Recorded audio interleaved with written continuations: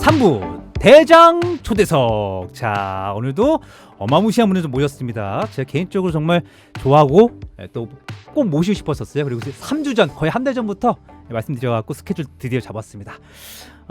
간단히 말씀드리면 너무 젠틀하세요.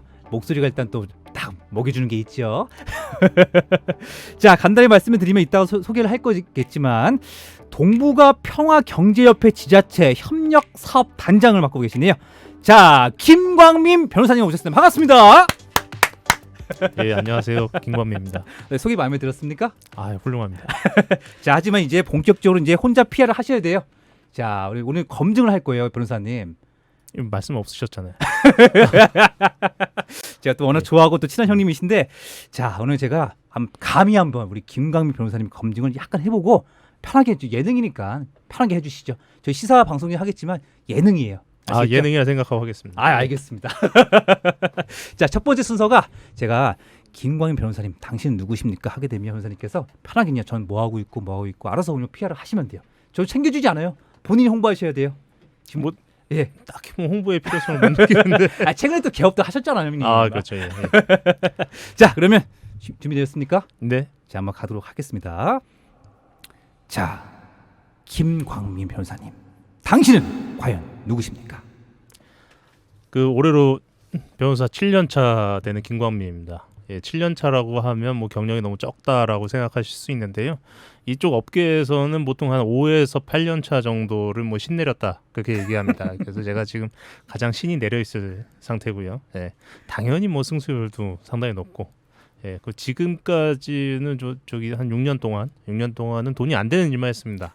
예, 돈이 안 되는 일 했고요. 뭐 대표적으로 부천시 청소년 법률지원센터 센터장, 이런 거 절대 돈 안 되는 이런 일 했고요. 뭐 그런 일 이제 정리하고 이번 달부터 이제 정식 개업했습니다. 그래서 이제 뭐 지금부터 이제 신내림 변호사로서 사건 쭉쭉 수임할 생각이고요. 예. 그렇다고 하더라도 뭐 이렇게 너무 좀 지탄되는 사건은 웬만하면 피하려고 합니다. 제가 작년에 뭐 저기 국민청원에 올라왔던 사건 한번 맡았다가 평생 먹으려고 다 먹었기 때문에, 예, 그렇게 하고 있습니다. 그 신내림 변호사니까요. 많이 애용해 주셨으면 감사하겠습니다. 예, 반갑습니다. 야, 변호사님 최근에 개업을 하셨어요. 개업을. 네네. 저 어디입니까? 부천 지원 앞에. 부천 지원 앞에. 부천 지원 앞에 코너의 가장 큰 빌딩입니다. 가장 큰 빌딩 어디죠? 법조타운 빌딩이라고요. 법조타운. 예, 그 건물이 11층짜리 건물인데 예. 11층에 있습니다. 11층 꼭대기. 야, 네네. 스카이라운지 계시네요. 그럼 제가 그 법원만 가면 예. 판사님들한테 아주 제가 그 머리를 조아려서, 예. 예, 사무실이라도 제가 법원을 좀 내려다 보려고 가장 높은 곳으로 갔습니다. 야, 이렇게 또 말주변이 있으세요. 제가 언어도 잘 알고 있지만, 야, 오늘 좀 기대가 됩니다. 자, 그러면 하나씩 한번 여쭤보도록 하겠습니다. 아니, 국민청원 아까 전에 청원 뭐 하나 맡으셨다고 하는데 이거 뭡니까? 그건 패스하시죠. 이게, 그렇습니까? 예, 그만 욕 먹고 싶어가지고. 알겠습니다. 예. 자, 이어서 아니 그 부천시 청소년 법률지원센터장을 하셨어요 전에. 네네. 이거 뭡니까? 이 그 우리 사회에 여러 가지 뭐 분야가 있지만 가장 답 없는 분야가 청소년 분야입니다.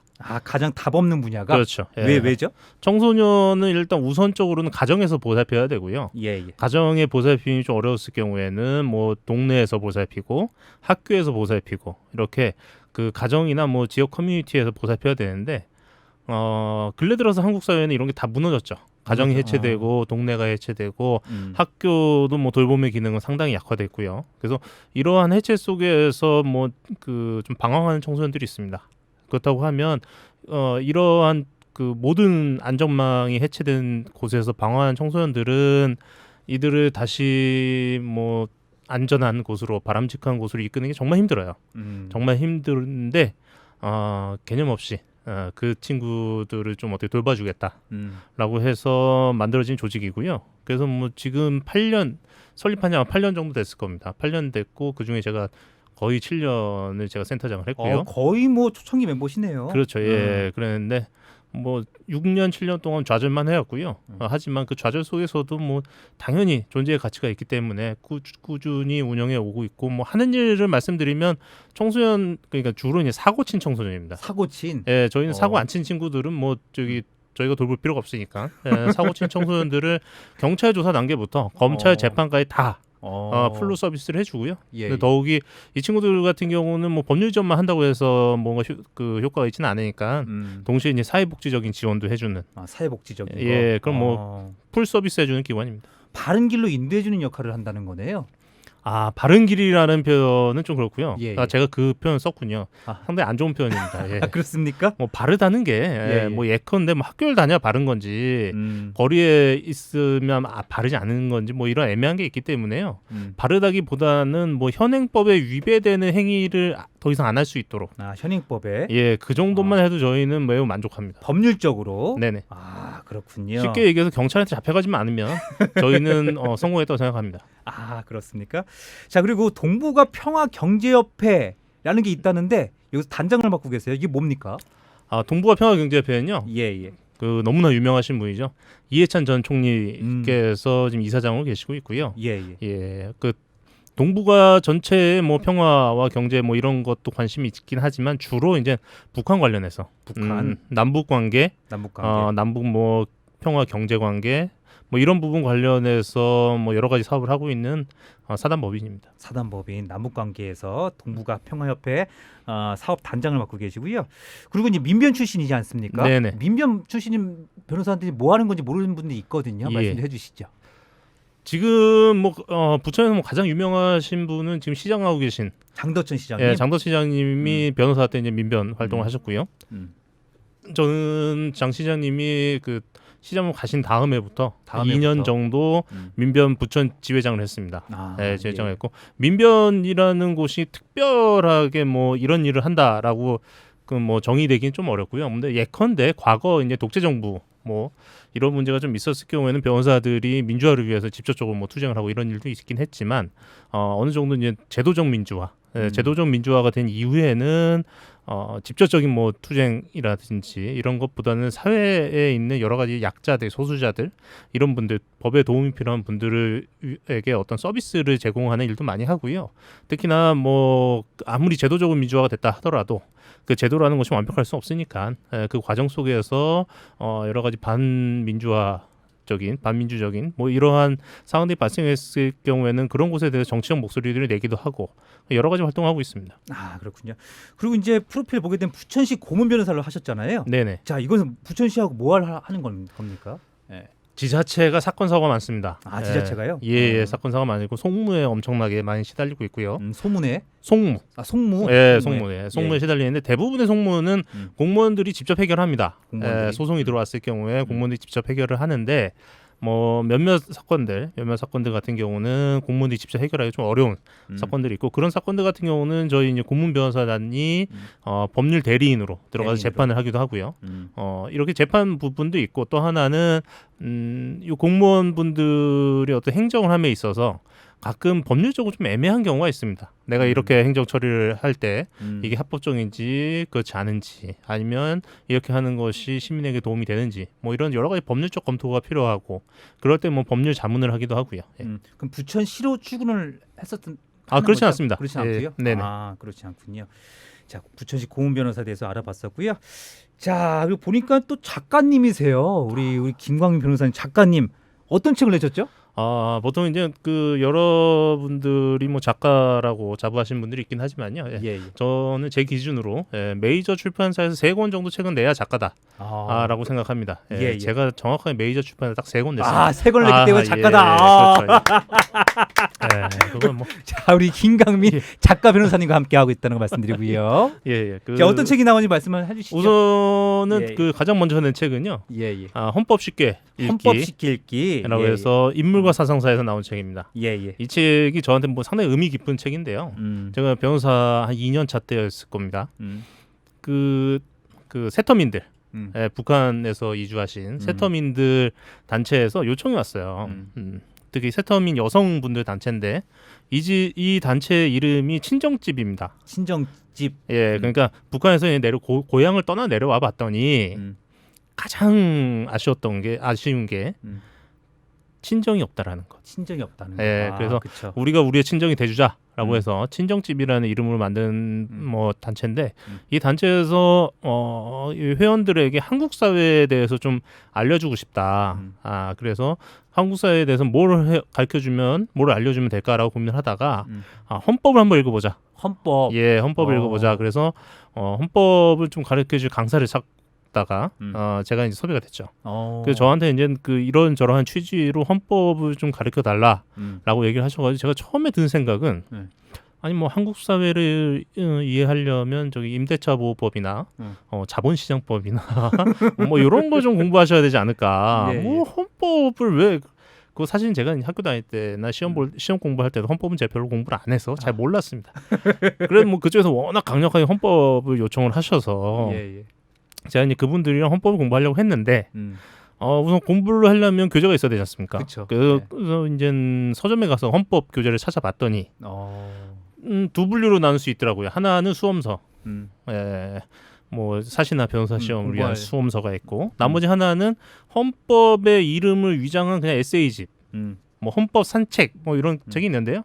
보면 헌법과 전혀 상관없는 그 에세이집들 이렇게 돼서 그 교재 선정이 좀 어려웠고, 그때 제가 이제 교재를 선정하고자 했던 기준이 뭐냐면 헌법을 조문 순서대로 좀 읽어보자. 1조부터 쭉 읽어보고, 그래서 조문 순서대로 읽을 때 그 내용이 수험서처럼 학문적인 내용이 아닌 좀 상식 수준에서 다루는 상식 수준에서 그러한 교재를 찾았는데 없더라고요. 예. 없어서 그때 이제 그분들이랑 일주일에 한 번씩 만나서 공부를 했는데 일주일에 한 번 만날 때마다 제가 이제 찌라시를 만들어 갔습니다. 오늘은 1조, 다음 주는 2조, 3조, 4조. 그렇게 해서 이제 그분들과 공부를 했더니 이제 뭐 찌라시가 많이 모였죠. 그 모인 찌라시를 묶어 놓은 책입니다. 그게 바로 헌법 쉽게 읽기. 헌법 쉽게 읽기. 세터민들과 함께 만든 거네요. 그렇죠. 그럼 공동저자 아니에요, 세터민들?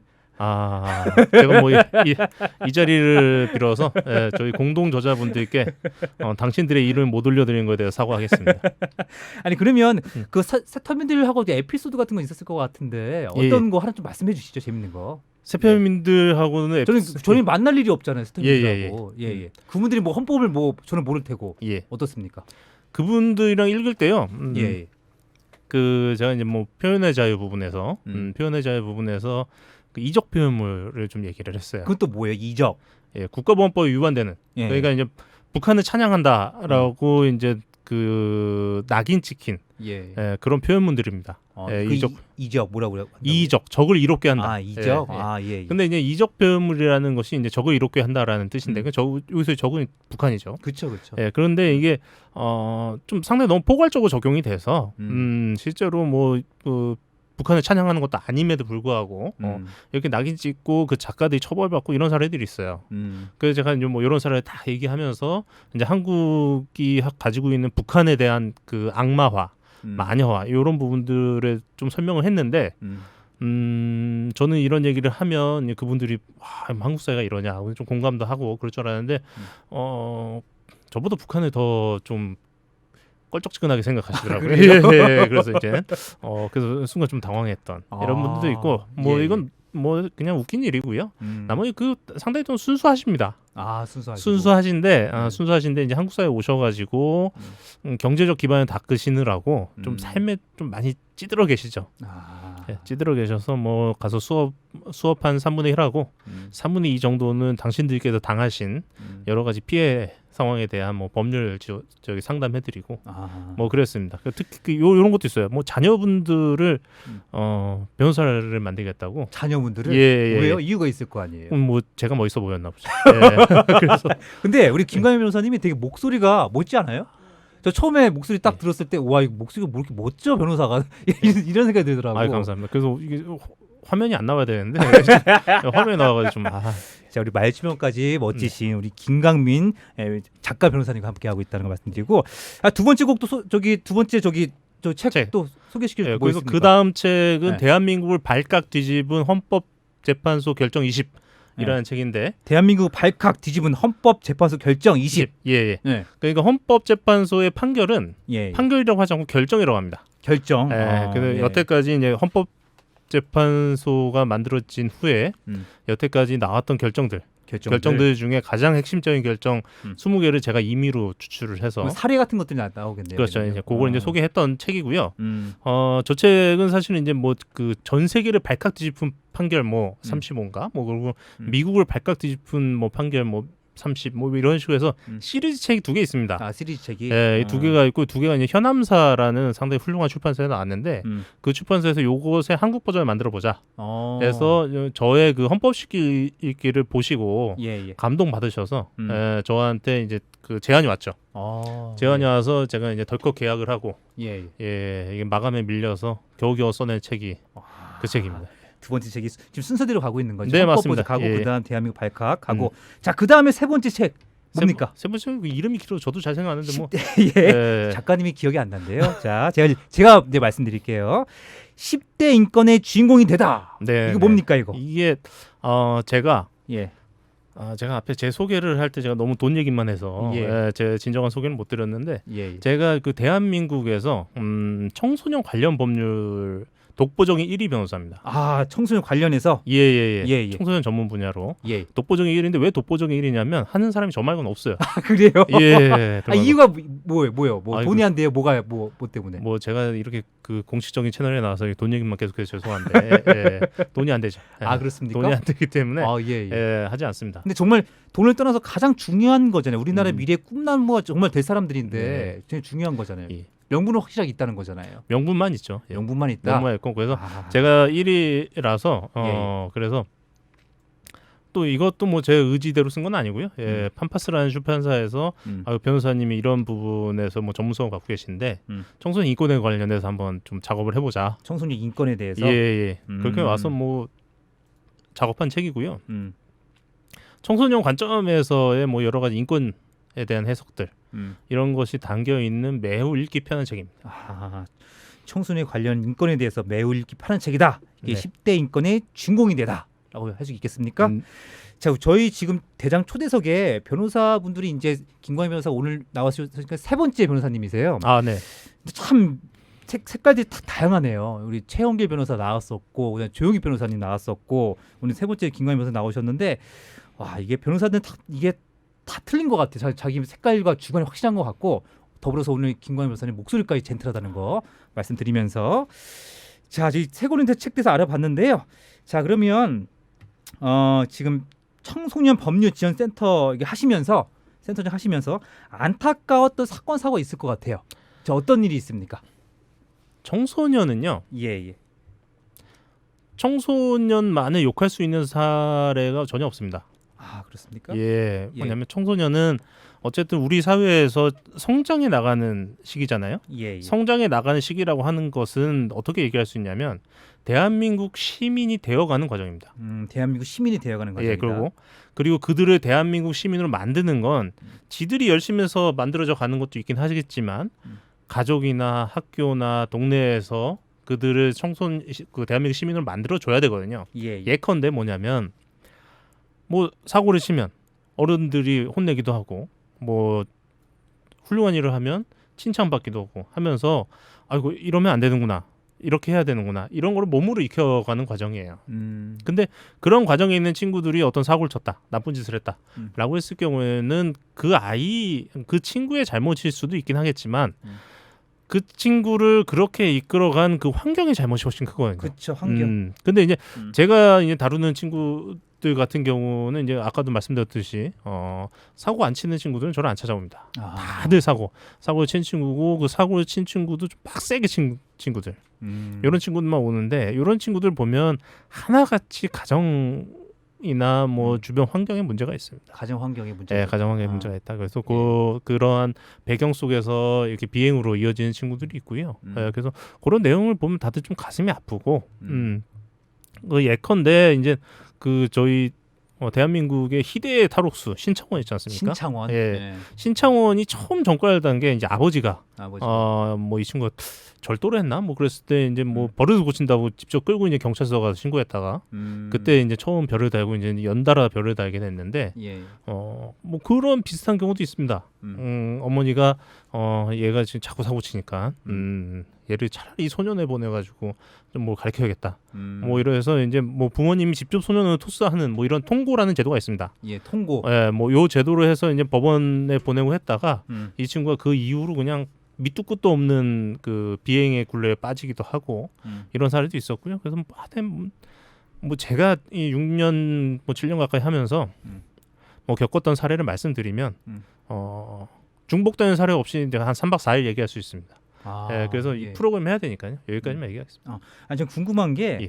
지금 우리나라 재범률이 되게 많지 않습니까? 예, 높습니다. 이거 왜 자꾸 그 똑같은 일이 이렇게 반복되고 했던 사람 또 하고 이거 왜 그런 겁니까? 왜 그러냐면요. 예, 예. 제가 이건 명확하게 말씀드릴 수 있는데 예, 예. 이게 다 근데 대본에 있는 건가요? 없습니다. 아, 예. 없군요. 예.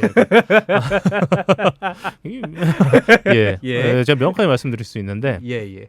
최근 10년 동안 청소년 범죄, 예. 성인 범죄도 크게 다르진 않는데 특히나 청소년 범죄의 특징이 뭐냐면 음. 범죄에 새롭게 유입되는 경우가 계속 꾸준히 줄어듭니다. 이게 초범. 예, 초범. 초범률이 꾸준히 줄어들고 예. 반대로 한 4범, 5범씩 되는 누범 전과자들, 상습 전과 범죄자들의 비율이 급격히 늘어납니다. 아니 그러니까 이게 좀 궁금한 게 뭐 네. 20번, 30번 이렇게 있어요. 그죠? 30번을 한 거예요? 예. 갔다 온 게 30번인 거예요? 아니 뭐 벌금형도 전과니까. 아, 그렇게 해갖고 아, 어마어마하게 많더라고요. 근데 이게 예. 왜 그러냐면 예, 예. 최소한 청소년 같은 경우는 뭐냐면 예. 뭔가 사고를 치고 갔다 와요. 음.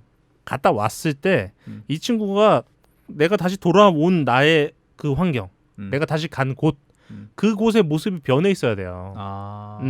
그러니까 아까 제가 말씀드렸듯이 청소년은 환경의 영향을 받는다고 했잖아요. 네, 그쵸. 그러니까 갔다 왔는데 그 환경이 똑같습니다. 그럼 또 사고 칩니다.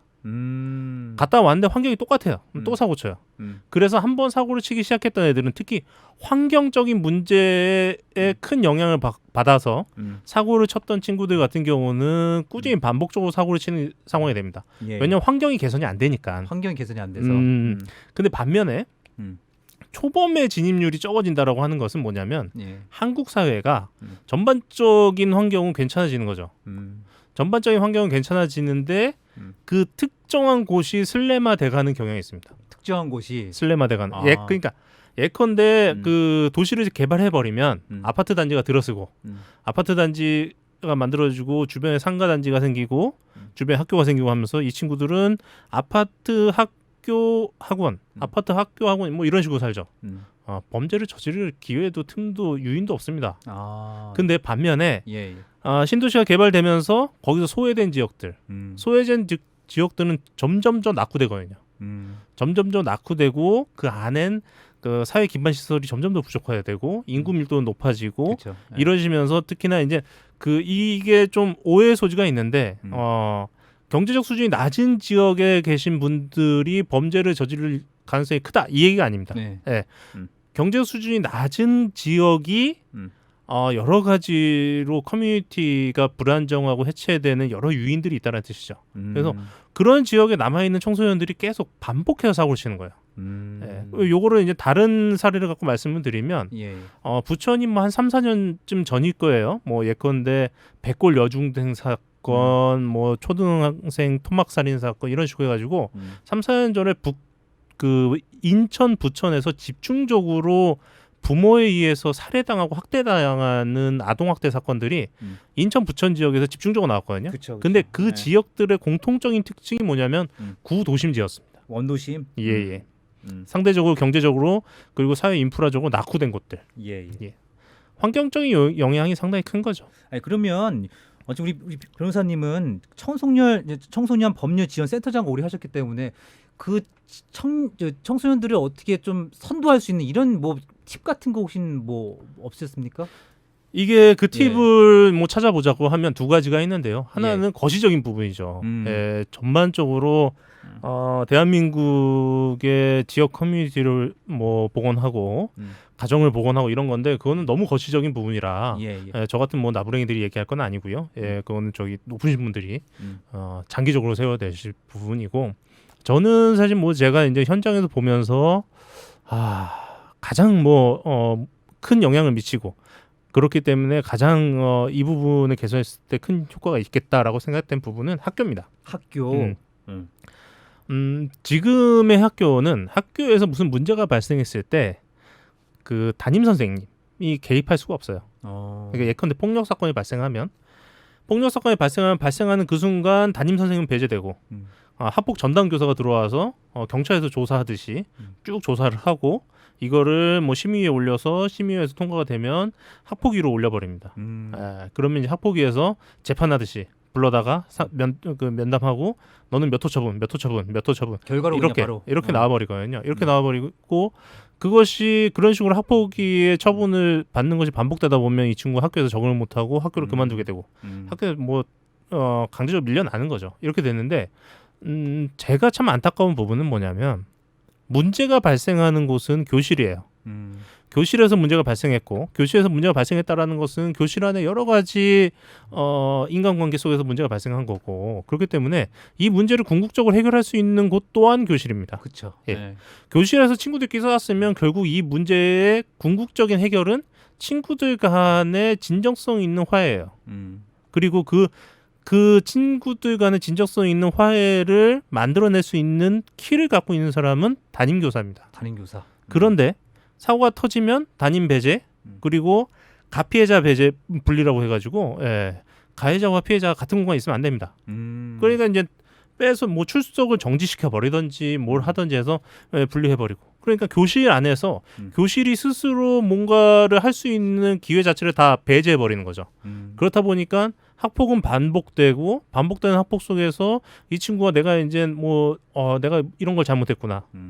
저 친구는 나 때문에 이런 힘들겠구나. 이런 어떠한 교훈을 얻어야지 이게 반복되지 않는데 그런 교훈은 아무것도 없이 아주 행정 절차로만 계속 사건을 처리하다 보니 학교에서 계속 이런 일이 반복되고 이러한 반복 속에서 학교에서 밀려나간 친구들이 거리로 가면서 더 큰 비행을 저지르는 모습들이 나타나거든요. 아니 그러면 관련해서 뭐 미국이나 해외는 어떻게 되고 있나요? 사례를 볼 수 있잖아요. 예, 미국 같은 경우, 그러니까 청소년 범죄에 있어서 미국 같은 경우는 결코 벤치마킹하면 안 되는 그래요? 사람이에요. 그래요? 예. 그럼 어디를 벤치마킹하면 되는 거예요? 주로 벤치마킹 한다고 하면 유럽 이제 쪽? 유럽에서 몇몇 국가들이 있습니다. 몇몇 국가들이 있는데 뭐 그러니까 그 유럽에서 특정져서 어떤 국가가 좋다 뭐 이렇게 얘기하기는 좀 어렵고 어떤 지역에 어떤 사례들 뭐 이런 건데 뭐 예컨대 뭐 영국 같은 이런 사례들 같은 경우는 영국? 이런 사례 같은 경우는 교도소에서 그러니까 한국 지금 소년원이죠. 소년원에서 청소년들이 이게 들어오면 처음으로 이제 건강 검진을 하고 건강 검진. 예, 건강 검진 한 우리나라 안 다음에 해요? 우리는 안 하죠. 그래요? 예, 기본적인 뭐 신체 검사는 하더라도 이게 의료 체계 속의 건강 검진은 안 하죠. 건강 검진을 하고 그 다음에 그 친구에게 아주 균형 있는 영양을 맞춰줍니다. 식사로서 식사도 하고 뭐 영양제도 주고. 우리나라 안 해요? 저희 우리나라 반만 주죠.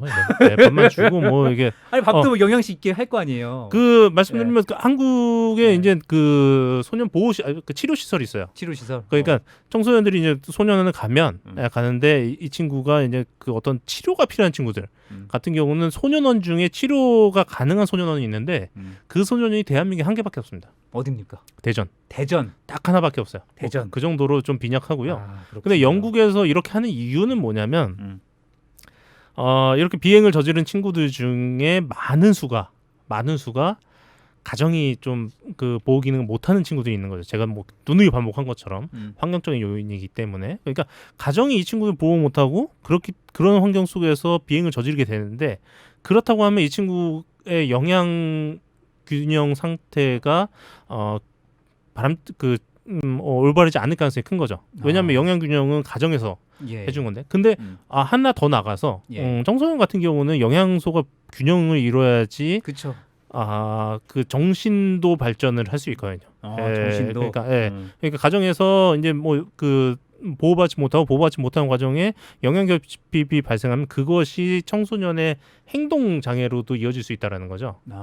그래서 이제 가면 가장 기본인 영양부터 챙겨주고 또 하나는 들어갔을 때 그 친구의 진정한 멘토가 될 수 있는 상담 선생님들 1대1로 붙여주고 이렇게 해가지고 이 친구들이 육체적으로나 정신적으로나 그 안에서 완전히 건강해져서 나갈 수 있도록 지원을 해주죠. 그렇군요. 자, 오늘 제가 이렇게 대본이 없는 것도 즉석에서 여쭤봤어요. 근데 막힘없이 잘 나오시는 우리 김광민 변호사님, 작가 변호사님과 함께하고 있고요. 하다 보니 시간이 벌써 다 가기 시작하네요.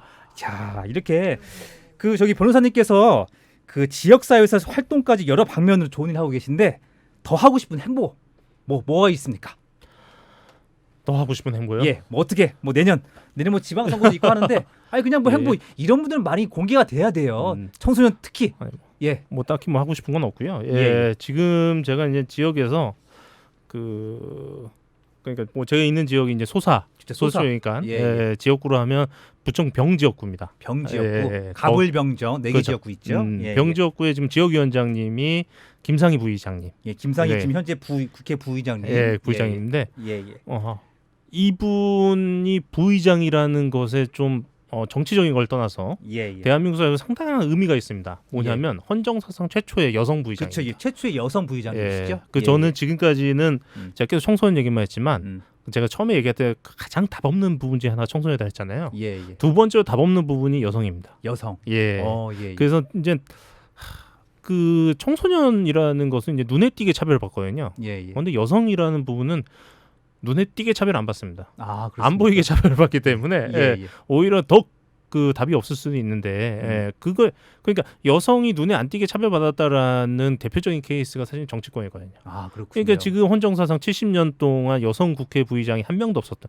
당연히 의장도 없었고요. 그렇죠, 예, 그렇죠. 이게 이제 뭐 야 이제 남자나 여자나 다 국회의원 될 수 있는 평등한 세상인데 뭔 소리냐?